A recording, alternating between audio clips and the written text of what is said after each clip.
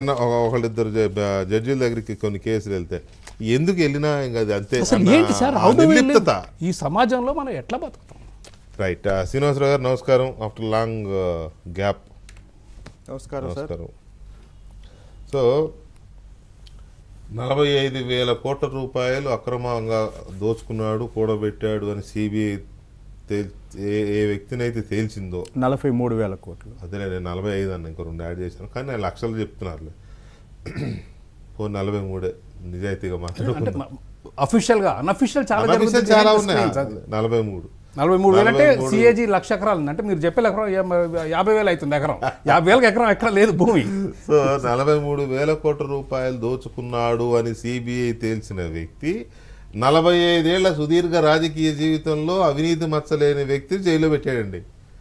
ఆయన మాత్రం స్వేచ్ఛగా తిరుగుతూ ఉన్నాడు. ఆ కేసులు ముందుకు సాగవు, దర్యాప్తు సాగదు, విచారణ సాగదు, కోర్టులు నోరెత్తవు. ఆయన కోర్టుకి వెళ్ళకపోయినా ఎందుకు వెళ్ళట్లేదు ఎవడికి అర్థం కాదు. అసలు ఏం జరుగుతుందో ఎవడికి అర్థం కావట్లా. ఆయన అన్నట్టు, చక్రవర్తి గారు అన్నట్టుగా ఇదా న్యాయం, ఇదా న్యాయ వ్యవస్థ, మన పరిస్థితి ఏంటి అనే భయం అయితే చాలామందికి ఉంది. నిజానికి రఘురామరాజు గారు ఆ రోజు స్పెషల్ ఫ్లైట్లో పారిపోకపోతే ఢిల్లీకి ఏంటి పరిస్థితి? అంతే కదా. సో ఇది సిచ్యువేషన్. ఇవాళకి 12 ఏళ్ళు ఆయన అరెస్ట్ అయ్యి. మీ విశ్లేషణ ప్లీజ్. ఏముందండి ఇప్పుడు నేను వచ్చేటప్పుడు మీరు ఏం మాట్లాడుతున్నారంటే జగన్మోహన్ రెడ్డి నేర చరిత్ర లేదా జగన్మోహన్ రెడ్డి అవినీతి చరిత్ర ఒక కేస్ స్టడీ అని చెప్తున్నారు. అవును.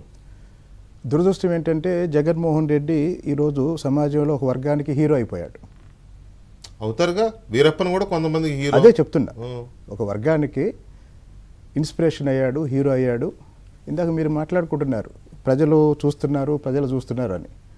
ప్రజలు చూడటం కాదండి, ఓట్లేసి ప్రోత్సహిస్తున్నారు. అది జరిగింది. ప్రజలు జగన్మోహన్ రెడ్డి అవినీతి కేసులు బయటకు వచ్చినాకే ఆయనకి కడపలో 5 లక్షల మెజార్టీ వచ్చింది. 67 మంది ఎమ్మెల్యేలు గెలిచారు, 8 మంది ఎంపీలు గెలిచారు.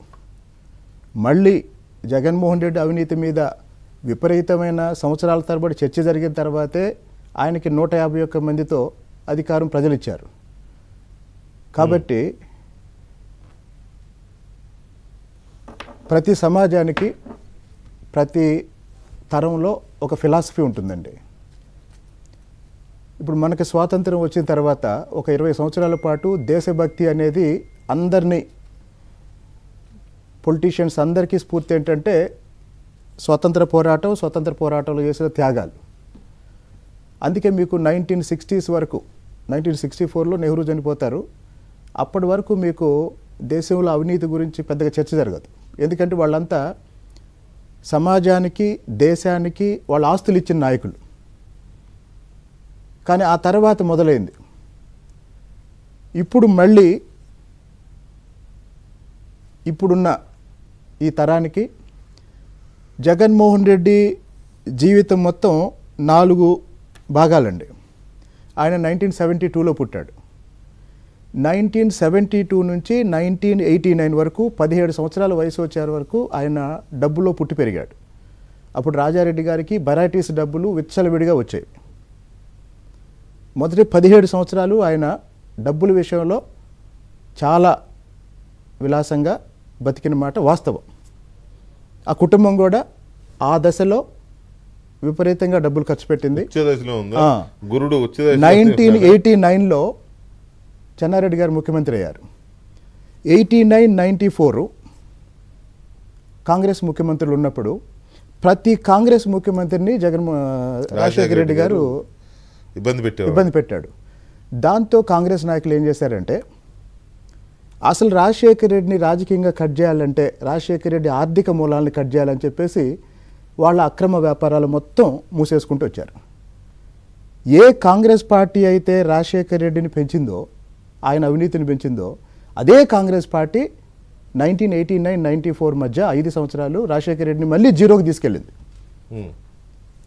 అంటే అప్పటిదాకా 17 ఏళ్ల వయసు వరకు విపరీతంగా డబ్బులు చూసిన జగన్మోహన్ రెడ్డి మళ్ళీ 2004 వరకు రాజశేఖర రెడ్డి కుటుంబం కడపలో అప్పు తీసుకొని నాయకులు లేరు. కటిక దరిద్రం లాంటిది అది. నేను చెప్తున్నా కదా, కరెక్టే. ఒక దశలో ఇల్లు తాకట్టు పెట్టడం గురించి మళ్ళీ చెప్తాను. ఒక దశలో రాజశేఖర్ రెడ్డి పేరు చెబితే అప్పివ్వకపోతే ఒకరోజు రాజశేఖర్ రెడ్డి గారు ఆదినారాయణ రెడ్డి గారిని పిలిచి, ఇప్పుడున్న ఆదినారాయణ రెడ్డి గారు, ఇప్పుడు బీజేపీలో జమ్మల మడుగు క్యాండిడేట్, అది నేను అడిగితే పొద్దుటూరులో ఎవరు డబ్బులు ఇవ్వట్లేదు, నువ్వు కాస్త నీ పేరు చెప్పి పొద్దుటూరులో డబ్బులు ఇప్పించు అని ఆదినారాయణ రెడ్డి గారు కూర్చొని ఎక్కడో చోట అప్పు తెప్పించుకొని డబ్బులు తీసుకొని ఇంటికి వెళ్ళాడు. అలాంటి పరిస్థితి 2004 వరకు. ఇకపోతే మీరు ఇల్లు కూడా తాకట్టు పెట్టుకున్నారే, దాంట్లో నాకు కూడా చిన్న అనుభవం ఉంది. 2004లో మా తాడికొండ నుంచి డొక్కా మాణిక్వర ప్రసాద్ అన్న పోటీ చేశాడు. అవును, ఆయన పోటీ చేసి నన్ను కేవీపీ ఇంటికి పంపించాడు. రాజశేఖర్ రెడ్డి గారు చెప్పారు, కేవీపీ దగ్గరికి వెళ్ళు, నీకు డబ్బులు ఇస్తారు అని, ఎలక్షన్ అభ్యర్థికి. సో కేవీపీ గారు 3 లక్షలు ఇచ్చాడు, నా చేతికే ఇచ్చింది. నా చేతికే ఇచ్చింది 3 లక్షలే నా చేతికే ఇచ్చింది. అప్పట్లో అది చాలా పెద్ద మొత్తం. సరే, డొక్కా గారు గుంటూరులో ఉన్నాడు, తాడికొండలో.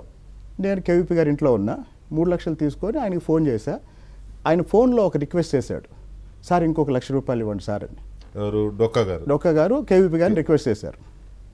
అప్పుడు కేవీపీ గారు అన్న మాట ఏంటంటే, దానికోసం ఇదంతా చెప్తున్నా, వరప్రసాద్ నీకు నాకు ఇల్లు ఉంది, రాజశేఖర్ రెడ్డి గారికి ఇల్లు కూడా లేదు అన్నాడు. నీకు నాకు ఇల్లు ఉంది, రాజశేఖర్ రెడ్డి గారికి ఇల్లు కూడా లేదు అన్నాడు. అది వాళ్ళ ఆర్థిక పరిస్థితి. మళ్ళీ 2004లో నెక్స్ట్ ఫేజ్ స్టార్ట్ అయింది. 2004 నుంచి 2009 వరకు బెంగళూరు కేంద్రంగా దోపిడీ జరిగింది. మళ్ళీ 2009 నుంచి 2014 వరకు బ్రేక్ పడింది. మళ్ళీ 2019 వరకు బ్రేక్ పడింది. ఈ 10 సంవత్సరాల్లో 2009 నుంచి 2019లో ఇప్పుడు మనం జగన్మోహన్ రెడ్డి కేసులు విచారణ లేదని మాట్లాడుకుంటున్నాం. ఆ 10 సంవత్సరాలు కూడా కేంద్ర ప్రభుత్వం రాష్ట్ర ప్రభుత్వాలు ఏం చేసినాయండి? ఏం చేయలేదు కదా. అదే అంటున్నా నేను, అప్పుడు కాంగ్రెస్ ప్రభుత్వం కానీ ఏం చేయలేదు కదా. ఇంకోటి, మీరు బెయిల్ గురించి మాట్లాడుతున్నారు, ఇవన్నీ మాట్లాడుతున్నారు. అసలు విషయం చర్చ ఏంటంటే, జగన్మోహన్ రెడ్డి 11 ఛార్జ్షీట్ల మీద ఈ రోజు కూడా విచారణ ప్రారంభం కాలేదు. విచారణ ప్రారంభం కాలేదు. డిశ్చార్జ్ పిటిషన్లతోనే విచారణ ప్రారంభం కాలేదు. ఈరోజు సుప్రీంకోర్టు లాయర్ల కన్నా భారతదేశ చట్టాల గురించి, ఈ చట్టాల నుంచి తప్పించుకోవటం ఎలా అనే అంశం గురించి జగన్మోహన్ రెడ్డికి, అవినాష్ రెడ్డి వాళ్ళ కుటుంబానికి తెలిసినంతగా ఎవరికి తెలియదు. సుప్రీంకోర్టు లాయర్లు వేస్ట్ వీళ్ళ ముందు. కరెక్టే. మీరు పిన్నెల్లి రామకృష్ణారెడ్డిని పోలీసులు అరెస్ట్ చేయలేదు, మీరు అందరు డిబేట్లు పెట్టారు. అవినాష్ రెడ్డిని కర్నూలు వెళ్ళి సిబిఐ అరెస్ట్ చేయగలిగిందా?